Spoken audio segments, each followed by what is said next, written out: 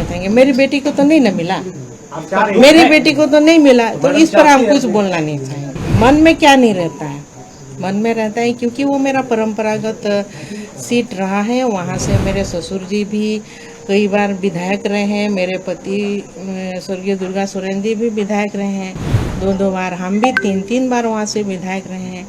तो उस जगह से वो मेरा कर्म भूमि है, काफ़ी लगाव है।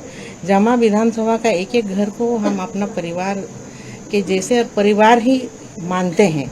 सीता सोरेन के साथ बीजेपी ने कर दिया खेल। सीता सोरेन का मीडिया के सामने छलका दर्द। क्या लुइस मरांडी, मेनका सरदार, केदार हाजरा की तरह सीता सोरेन भी छोड़ देंगी पार्टी? सीता सोरेन को टिकट जो है वो जामताड़ा से मिला है और जो इरफान अंसारी हैं मंत्री, उनका ये दावा है कि बीजेपी ने सीता सोरेन का पॉलिटिकल मर्डर किया है, क्योंकि जामताड़ा से सीता सोरेन का जीतना नामुमकिन है। वो जामा से चुनाव लड़ती थी लेकिन जामा से उनको टिकट नहीं मिला और अब सीता सोरेन ने भी अपना दर्द बयां किया है और साफ तौर पर कहा है कि जामा हमारी परंपरागत सीट रही, हमारे ससुर वहां से विधायक रहे, हमारे पति वहां से विधायक रहे, मैं वहां से 3 टर्म की विधायक रही, लेकिन मुझे वो सीट नहीं मिला और अपनी बेटी को भी सीट नहीं मिलने पर उनका दर्द छलका है। जब उनसे सवाल पूछा गया कि आपकी पार्टी के कई दिग्गज नेताओं के परिवार वालों को टिकट मिला है, चाहे वो बेटे हों, बहू हों या पत्नी हों, तो सीता सोरेन का दर्द छलका और कहा, मुझे तो नहीं मिला, मेरी बेटी को तो टिकट नहीं मिला। नहीं कहना चाहेंगे, मेरी बेटी को तो नहीं ना मिला, मेरी बेटी को तो नहीं मिला, तो इस पर हम कुछ बोलना नहीं चाहेंगे। आपका दुख है, आप चाह रही थी, जो ये चर्चा थी कि जयश्री या राजश्री जो है जामा से लड़ेगी, क्योंकि जामा आपकी सीट रही है, आप वहां से लगातार जीती रही हैं। आपके मन में था कि जयश्री को भी मिलना या राजश्री को मिलना चाहिए था? देखिए, मन में क्या नहीं रहता है, मन में रहता है क्योंकि वो मेरा परंपरागत सीट रहा है। वहाँ से मेरे ससुर जी भी कई बार विधायक रहे हैं, मेरे पति स्वर्गीय दुर्गा सोरेन जी भी विधायक रहे हैं, दो बार, हम भी तीन बार वहाँ से विधायक रहे हैं। तो उस जगह से वो मेरा कर्म भूमि है, काफ़ी लगाव है। जामा विधानसभा का एक एक घर को हम अपना परिवार के जैसे परिवार ही मानते हैं। तो लेकिन पार्टी एक दायरा है और पार्टी के जो शीर्ष नेतृत्व का जो निर्णय है उनको मैं मानती हूँ। हम साफ तौर पर बताते रहे कि सीता सोरेन जो है खुद के लिए और अपनी बेटी के लिए विधानसभा में टिकट चाहती थी, वो तो मिला नहीं।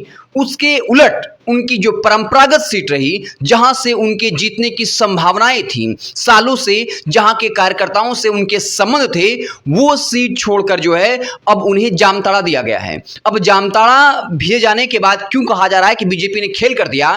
जामताड़ा इरफान अंसारी की सीट है और इस बार के लोकसभा चुनाव में जिसके रिजल्ट के आधार पर बीजेपी यह दावा करती है कि हम उस आधार पर इतने सीटों पर लीड कर रहे हैं, तो जामताड़ा में सीता सोरेन अगर हारी तो उसके पीछे जामताड़ा एक बहुत बड़ी वजह रही।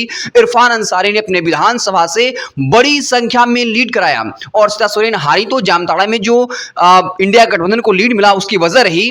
तब लोकसभा चुनाव में जब मोदी की लहर थी, राष्ट्रीय मुद्दों पर चुनाव हुआ, वैसे में अगर भाजपा के लोकसभा प्रत्याशी यानी सीता सोरेन जामताड़ा से हजारों की संख्या में पिछड़ गई वोटों में, तो ये विधानसभा चुनाव है और दूसरी तरफ इरफान अंसारी का कद बढ़ा है, वो जो है मंत्री बने हैं, ग्रामीण विकास विभाग मंत्री।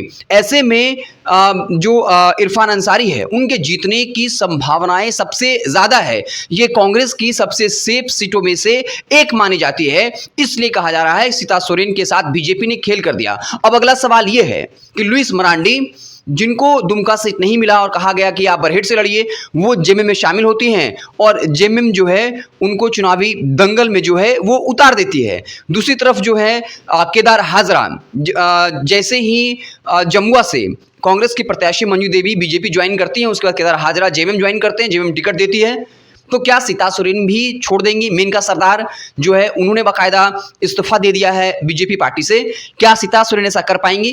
तो ऐसी बिल्कुल भी संभावना नहीं है। सीता सोरेन के बारे में कहा जा रहा है कि वो न घर की रही न घाट की। सीता सोरेन का अब जेएमएम में वापसी भी मुश्किल लग रहा है, क्योंकि सीता सोरेन हेमंत सोरेन के खिलाफ काफी तल्ख रही। जब वो जेल में थे तब उनको लेकर बयानबाजियां करते रहे, बीजेपी भी इसे खूब भुनाती रही, लेकिन अब जब टिकट देने की बारी आई तो सीता सोरेन के साथ जो है वो खेल हो गया।